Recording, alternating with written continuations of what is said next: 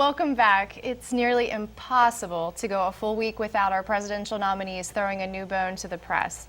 Lately, while Trump has been trying to appear more presidential by pushing new policy, Hilary Clinton has been stumbling on the campaign trail, literally.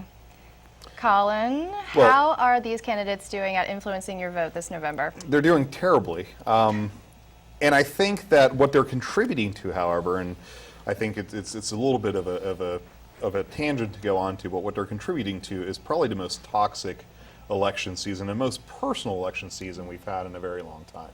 You know, I think Hilary Clinton having pneumonia, and I've seen some stuff on the blogosphere that was just absolutely horrible. You know, just because you disagree with somebody, and I think in a political system it's perfectly acceptable to have differences of opinion. You should have differences in approach and views on different things. You shouldn't personally hate your opponent. It's very bad, or the person on the other side. There's something fundamentally wrong with that. And I think all sides are guilty of that. There is a lot of animosity that we have seen in the past, but I think it's reaching kind of at least temporarily a well, that's the signature of this election cycle is animosity and ridiculousness reaching new peaks of popularity also, because you've got Clinton and you've got Clinton supporters that are going to vote for her. I don't care what we find out. You've got Trump supporters that are the same way. Trump said at one point that he could go shoot someone in Times Square and still have votes. I agree with that. I believe that. By the way, I think he's going to win. I'd bet a steak dinner on that. Danielle, what do you think? Well, I wanted to also bring up, you know, with what's been going on the past couple of weeks again about transparency, with her having pneumonia, and we didn't find out about it until about 5 days later when she kind of got caught on camera stumbling, getting into, you know, her care of it. Well, and I think, you know, in all honesty, although there is a public record piece of an election, this is also a very delicate time during the election cycle. We're going in the last few months, really the last month and a half of the election cycle. So there's a great deal of pressure to try to continue going. So it's never, you know, as a candidate, yes, should they have disclosed that she had pneumonia? Would they disclose that she had a cold? Would they disclose that she had, you know, exactly where's the differentiation? Did they know that she had pneumonia before she actually stumbled and was treated for it? Right. I think, you know, as with a lot of the things that have happened in this election cycle, that particular piece is much ado about nothing. I think, and you know, it's a completely unrelated topic. I think, you know, Trump yesterday, so there was all this discussion about childcare and everything. I think some of the things that he said and some of the ways that he qualified his positions were very well stated and made a lot of sense. And, you know, we're not going to get started on the Clinton supporters because I think that there is a whole segment to be on that, and really the Trump supporters as well. Two separate segments, if you will. But let's talk about the Trump childcare thing.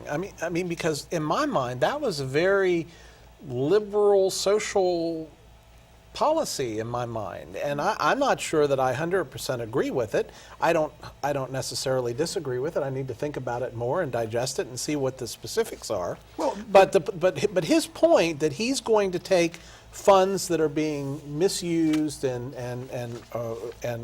shouldn't be given out now and redirect them, I think that's a feel-good kind of thing. Well, but you also talked about giving tax breaks. I'm not sure we should be getting into people's childbirth. And then the other question is, for the companies that currently do give 6 weeks of paid paid maternity leave, which there are companies that do that.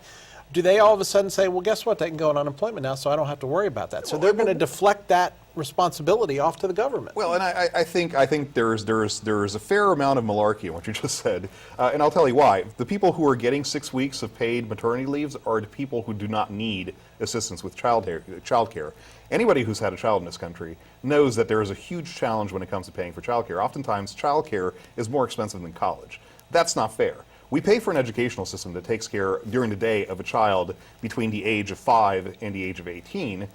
What is having some sort of a system where we're providing more? So I think that it is a social responsibility, and I think where the right goes wrong is assuming that nothing should ever be a social responsibility. Everybody's on their own, and I think that that's a very, very selfish and dangerous approach to take. And now, of course, I believe that there has to be personal responsibility. People have to take charge of their own affairs. But when you're fighting against raising the minimum wage, how can you then turn around and say, hey, you know, you're making under poverty level, you have a bunch of kids because you're uneducated and you don't have access to any sort of family planning or anything. Good luck with that. But the key to this is today, will be tomorrow, and always has been full employment. When there is full employment, it is a buyer's market. The employee can set the terms.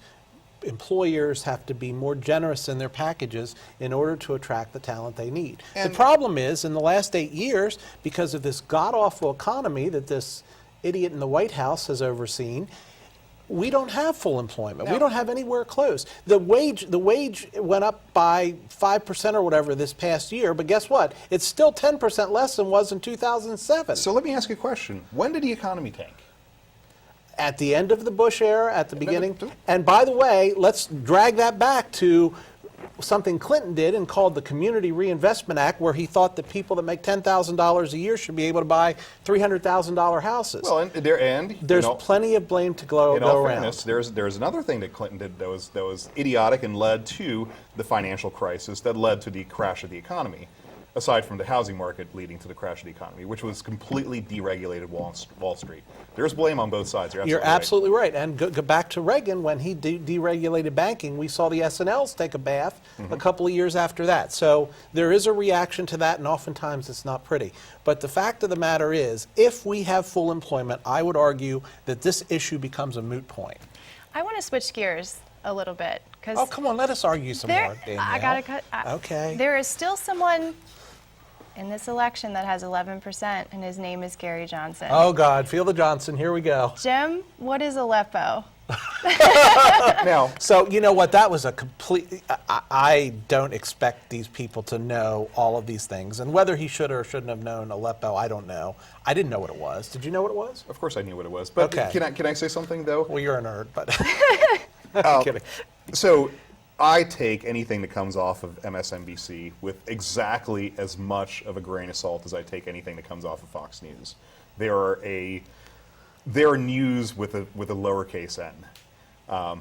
So if you watch the actual segment, they're pegging him. He's getting pegged by a whole panel of people with all kinds of questions. Right. I honestly don't think he understood what they were asking him. So once he kind of had a stutter moment and he stopped and he kind of recovered himself. Of course, they cut off at that point when they show you the clip. And I think but that's what was better is the planned, when he said, "What is it?" They said, "Are you kidding me?" Oh, I love that line. All their reactions. Oh, were just are you kidding me? How could you not know that? fathomable. Well, guess what? I bet there are, I pride myself in knowing a fair amount about elections, about current events. I didn't know it, so I'm betting I'm not alone. And a lot of the, along with you, American people didn't. I think it brought a sense of, as he said, I'm human. And and these are going to happen. the other thing, the people that are for Johnson, I don't think are going to change their mind because of that. The people that are against him are going to make much ado about nothing, but they're not going to change their mind. See, I think that because we have, for the first time ever, we have this not the first time ever, we have this very toxic electorate or election where there are more people who dislike the candidate on their side than like the candidate on their side. This is a vote against someone. Not for someone. Right, and I saw a statistic on that, and it was 47% on both the Republican and Democrat. Which is where a third-party candidate, if they can get their name recognition up, might actually do very well. But they're not going to. No, because we have a two-party But system. I would argue that in addition to not like, well, part of the reason they don't like Trump is because they're scared of him, because he is unpredictable. And I'm scared of him too. He is either, if he gets in, and I think he will, he's either going to be great or he is going to be a total disaster. I think and we'll I don't be know wearing which, red armbands I don't and know jack which boots. one at this point, but I think we're out of time. Up next, Fast Five. Stay tuned.